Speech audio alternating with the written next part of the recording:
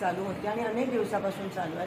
गावबंदी आहे त्याचा मी रिस्पेक्ट करते, पण काही लोक आंदोलकांच्या नावाने, ते आंदोलक नाही आहेत आणि का मराठा आंदोलकांना समर्थन आहे, पण भाजपची लोक आंदोलकाचं नाव पुढे घेऊन येत आहेत आणि त्यांनी आता माझ्या गाडीवर आणि माझ्यावर हल्ला करण्याचा प्रयत्न केला. ते BJPचेच होते आणि त्यांनी माझ्या गाडीला फोडण्याचा प्रयत्न केला. मी संयमाने गाडीत बसली, मी काही बोलली नाही, माझी काच वर होती, त्यांना मी ते करू दिलं. मग ते लिमिटच्या बाहेर गेलं आणि मग मी उतरली आणि त्यांना ओरडली आणि सांगितलं माझ्या गाडीला हात नका लावू. पण ते ऐकण्याच्या मनस्थितीत नव्हते आणि एका महिला आमदाराच्या अंगावर येण्याचा त्या ठिकाणी प्रयत्न केला, माझ्या गाडीची तोडफोड केली.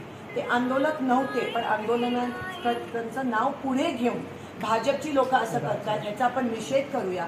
आणि मला असं वाटतं की जरांगे पाटीलजींनी पण नोंद करावी, कारण का भाजप कसा ह्या गोष्टीचा फायदा करून आमच्यावर, महिला काँग्रेसच्या आमदारांवर हल्ला करण्याचा प्रयत्न करतो. ते खरं तर शिवरायांची शिकवण आहे की महिलांच्या बाबतीत आपण जाणतो कल्याणच्या सुविधांची सुनासिद्ध आहे.